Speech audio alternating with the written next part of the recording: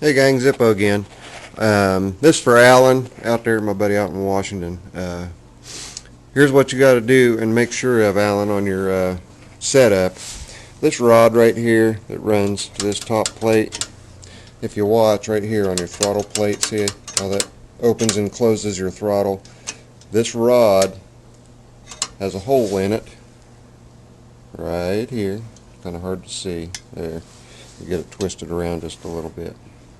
There you go. That's where your cable would go, and it would typically run on the top of your intake. Your cable would go down through the hole that is beside that rod. Go through it, down through here, and down to that hole.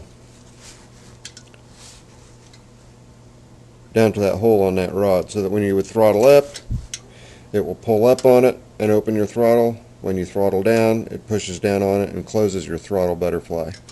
Open, close, up, down, okay? We've checked everything else out, talking on the phone. We've gone through a bunch of other steps with it. I can't think of anything else that it might be. The engine's sat for a while. You may have a sticky valve and you were worried about that, so if so, just take your muffler off. Of course, I can't get that off. Well, hang on just a second, guys. I'll come over here and get a pair of pliers. Come over to the good old Craftsman toolbox. My landlord Craftsman toolbox. Back over we go.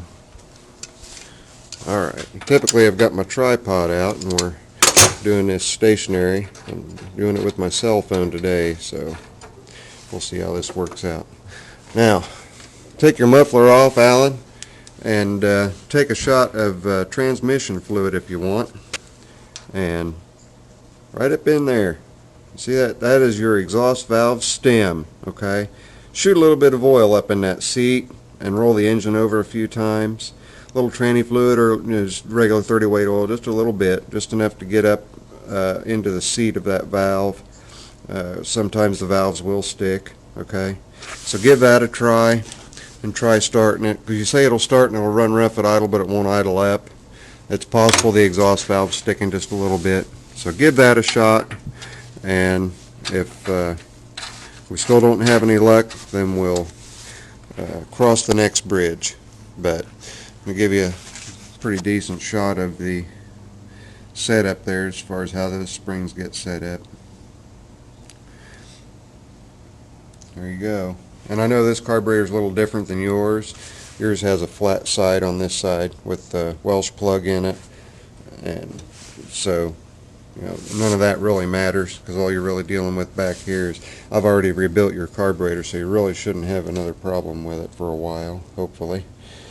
So far I've had nothing but good luck with the carbs I've done for you guys out there. So, but here's your, like I say, that's where your cable will go into, and it'll wrap in there. And just make sure that when you throttle up and down, that moves up and down, and that it moves your governor arm up and down, and that you've got that rod attached to the back of the carburetor. There's only one place it'll go. Let me get the flashlight on it. See, right back in there, you can see where it's hooked up there. Right there where I've got that flashlight pointing. And that's the rod that comes off of the governor. Just goes straight up to your throttle, so that when that rod moves up and down, it opens and closes your throttle plate on your carburetor. So there you go, Alan. Hopefully that'll help you out and we'll get things going on yours. And it'll be R6. Hopefully we'll get something figured out with what's going on with it too, as far as getting a fixed throttle set up on it to where the governor is doing what it's supposed to do. So there we go, guys. The Zippo. Later. I'm out again.